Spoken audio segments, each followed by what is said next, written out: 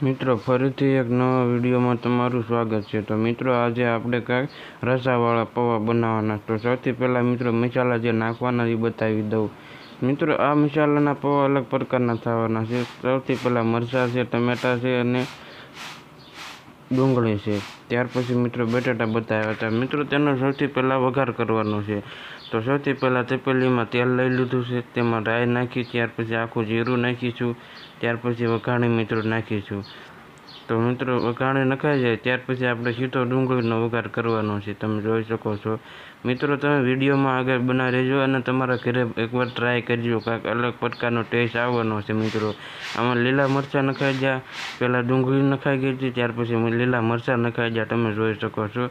મિત્રો લીલા મરચાં તો બધા નાખતા હોય એટલે એનો ટેસ્ટ મિત્રો કાંઈ ઘટે નહીં એવો જ આવે. મિત્રો એ બધો વઘાર થાય ત્યાં સુધી આપણે છે ને પૌવાને સારી રીતના સાફ કરી લઈશું, ધોઈ લઈશું. તમે જોઈ શકો છો પૌવાને આવી રીતના પલાળ્યા છે અને ધોવાઈ જશે, સાફ થઈ જશે. જો આપણો વઘાર 5 થી 10 મિનિટના થઈ ગયો છે ત્યાર પછી મિત્રો આપણે તેમાં બટાટા નાખી દીધા છે, તમે જોઈ શકો છો. મિત્રો બધા બટાટાને આવી રીતના તેલમાં સારી રીતના સડવા દેવાના, જેથી કરીને સારી એવા બફાઈ જાય. મિત્રો આવા અવારનવાર વિડીયો જોવા માટે અમારી ચેનલને સબસ્ક્રાઈબ કરો. વિડીયોમાં નવા હોય તો લાઇક કરો અને કોમેન્ટમાં જણાવો તમને અમારી રેસીપી કેવી લાગે છે અને તમે વિડીયો ક્યાંથી જુઓ છો.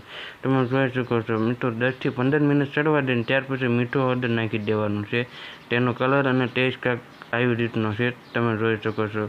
ત્યાર પછી તેને થોડી વાર સડવા દેવા દઈને ત્યાર પછી આપણે ખાંડેલી લસણવાળી ચટણી લઈ લીધી છે, તમે જોઈ શકો છો. તેને પણ સારી રીતની હલાવી લેવાની, મતલબમાં મિક્સ કરી લેવાની વઘાર સાથે, તમે જોઈ શકો છો. આમાં થોડું એવું પાણી એડ કરીને થોડું બળી જાય ત્યાં સુધી આપણે બધા પૌવા ચોખ્ખા કર્યા હતા તેને એડ કરી દેવાના છે, તમે જોઈ શકો છો. મિત્રો આજની રેસીપી તમે આવી કોઈ દી નહીં બનાવી હોય અને જોઈ પણ નહીં હોય. મિત્રો તમે એકવાર ઘરે ટ્રાય કરજો, કેવી લાગે પછી મને કોમેન્ટમાં જણાવજો. મિત્રો આનો ટેસ્ટ કાંઈ ઘટે નહીં એવો આવ્યો છે. મિત્રો બળી નથી જો એ કાચું રહે ન રહે ને એટલા માટે બધું સારી રીતનું સેડાવ્યું છે. મિત્રો એ જ બધું થઈ જાય, મસાલો નખાઈ જાય અને પૌવા નખાઈ જાય ત્યાર પછી મિત્રો આપણે લીંબુનો રસ નાખી દેવાનો. તમે જોઈ શકો છો આવી રીતના તૈયાર છે આપણા પૌવા બટાટા.